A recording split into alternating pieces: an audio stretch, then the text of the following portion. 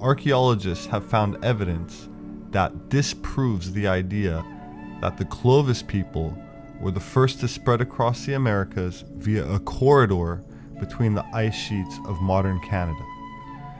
For a better part of the last century, it was taught in all federally funded universities that humans made it from Siberia to Alaska via the Bering Land Bridge before moving down the corridor and populating the rest of North and South America, totally ignoring archaeological evidence in South America which date back over 30,000 years.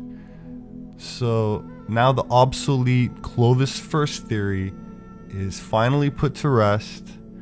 Clovis refers to a type of stone tool technology, a very specific type of bifacial spear tip used for hunting, attributed to a wave of settlers to the New World at the end of the Pleistocene, or Ice Age.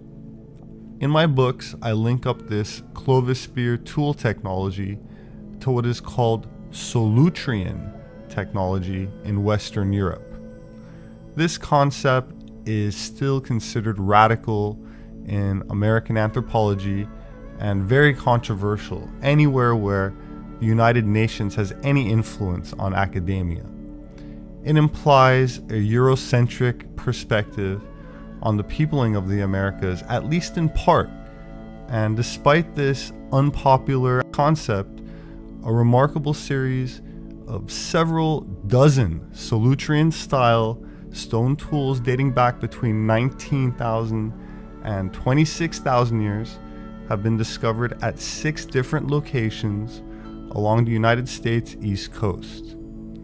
You can learn more about these finds by following the work of Professor Dennis Stanford of the Smithsonian Institution.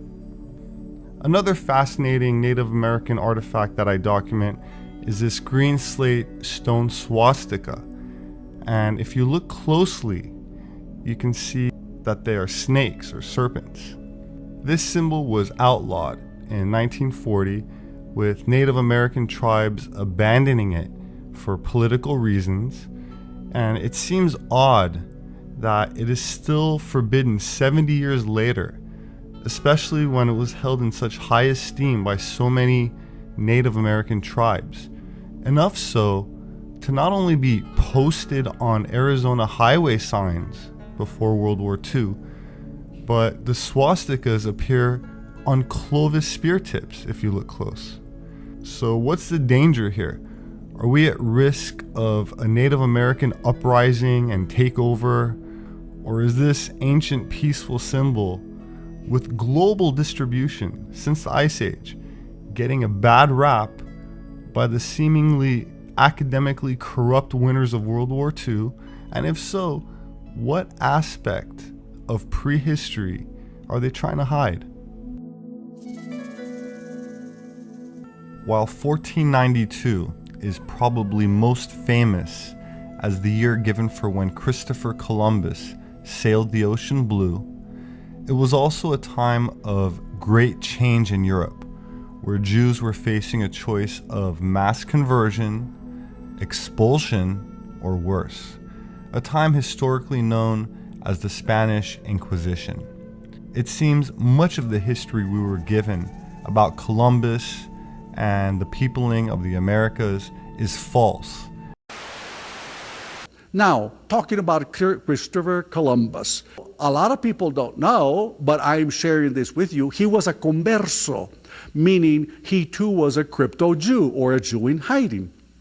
It so happens that the majority of the passengers on La Niña, La Pinta, and La Santa Maria, his fleet of ships, were of our kind of surname. What kind of surname?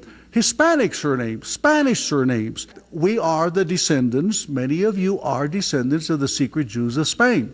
That's the crypto Jews I'm referring to. But what did the elite members of the occult think about this, such as Manly P. Hall, honorary 33rd degree Freemason? Speaking of America, just how did it get that name anyway? Officially, America is named after the explorer Amerigo Vespucci, But this appears doubtful, like so much of American history, which has transformed a one-time pirate of the family name Griego into an iconic hero named Christopher Columbus. As for America, according to Manly Hall, America is named after the plumed serpent, who is the messenger of the sun. He was the god Quetzalcoatl in Mexico, and in Peru he was called Amaru. From the latter name comes our word America. Amaruca is, literally translated, land of the plumed serpent. My name is Robert SEPEHR. I'm an author and anthropologist.